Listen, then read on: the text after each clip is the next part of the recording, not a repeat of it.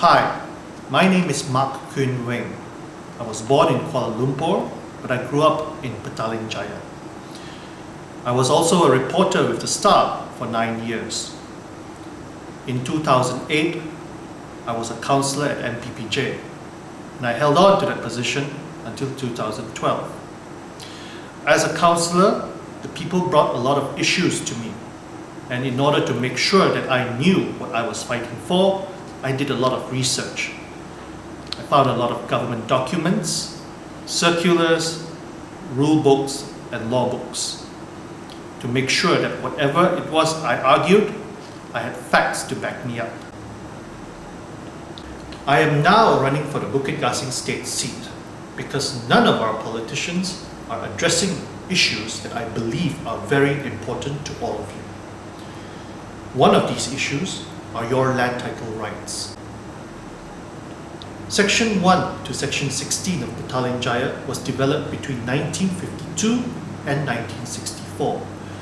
During this period, we were still using the old British land law, known as Land Code Cap 138. Under this law, there were only two types of land titles: freehold or leasehold for 999 years.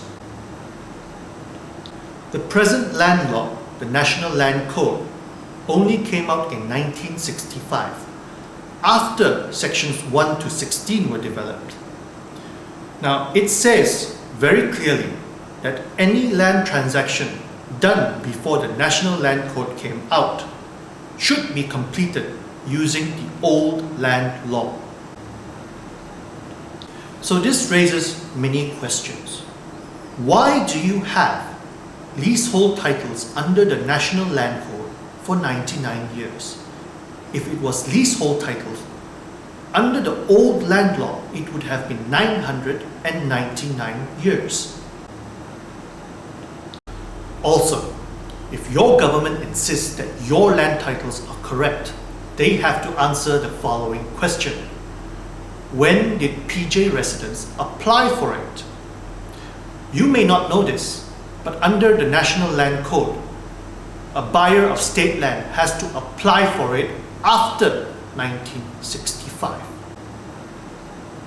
Our politicians and our government have remained silent despite promising an answer to the public on the leasehold land title issue. I, on the other hand, have not remained silent. I have consistently highlighted all these issues in my letters to the government, in articles online, and I've finally written a book on this issue.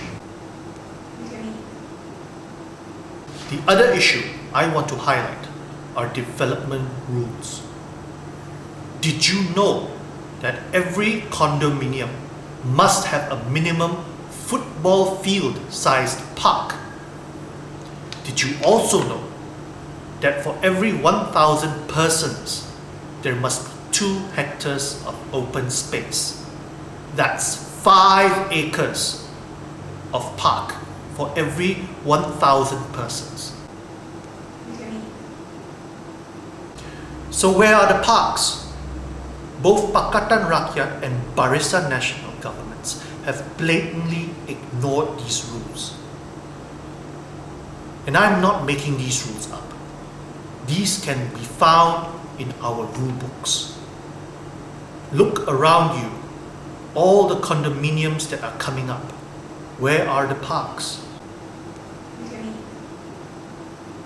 I am not here to sell you the voters. Simple slogans like no corruption or change, those are just words. I want to empower you with my knowledge so that you know what your rights are and can then demand for it. I invite all you Bukit Gasing voters to work with me, because together we can not only ensure that Bukit Gasing is a better place to live in, Selangor is a better place to live in. All these rules need to be implemented statewide. What is good for Bukit Gasing is good for the nation.